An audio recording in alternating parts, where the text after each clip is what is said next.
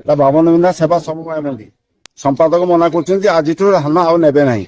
আর কারণ পচারা সে কହୁଛନ୍ତି মিলর মানে স্ট্রাইক করছেন আর মিলর মানে ধান ন নেওয়া ପାଇଁ মনা କରିଦେଇଛନ୍ତି। সেই দৃষ্টিରୁ ଆମେ ଆଜି ନେବୁ ଆଜିଠୁ ଆଉ ଧାନ ନେବୁ ନାହିଁ ବୋଲି ବନ୍ଦ କରିଛନ୍ତି। ବାଧ୍ୟ ହେଇକି ଧାନ ଆମେ ଚାଷୀ ଆନ୍ଦୋଳନ କରିବୁ ୟା ପରେ ଆଉ ରାସ୍ତା ରୋକ ଯେମିତି ପ୍ରକାର ଯିବ ଧାନ ସେଇ ପ୍ରକାର କରିବୁ ଆଉ। ଧାନ ତଥାପି ଧାନ 5-7 ଗାଡି ଖଣ୍ଡେ ଧାନ ଯାଇଛି। ସବୁ ମଣ୍ଡି 2 ଜାଗା ମଣ୍ଡି ହେଇଛି। 2 ଜାଗା ମଣ୍ଡି সোসাইটি ভিতরে যে মন্ডিটা সে মন্ডি ভর্তি হয়েছে।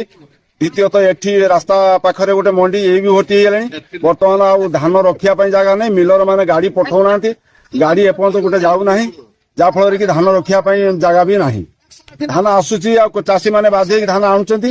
ବାଧ୍ୟ ହେଇକି ସେକ୍ରେଟାରୀ ସମ୍ପାଦକ କହିଛନ୍ତି ଯେ ଆଜି ଯେଉଁ ଧାନ ଆସିବ ସେ ଧାନ ଓଜନ ହବ ନାହିଁ। ଆଉ ଟୋକନ ଟା ଲାଭ ହବା ପାଇଁ ଭୟ ରହିଛି। ଦାବି କରୁଛୁ ଯେ ଟୋକନ ଯଦି ଆମର ଧାନ ଯଦି ବିଳମ୍ବ ହଉଛି ତାହେଲେ ଟୋକନକୁ ଆମକୁ ଟିକେ ସମୟ ସୀମା ଦିଆଯାଉ।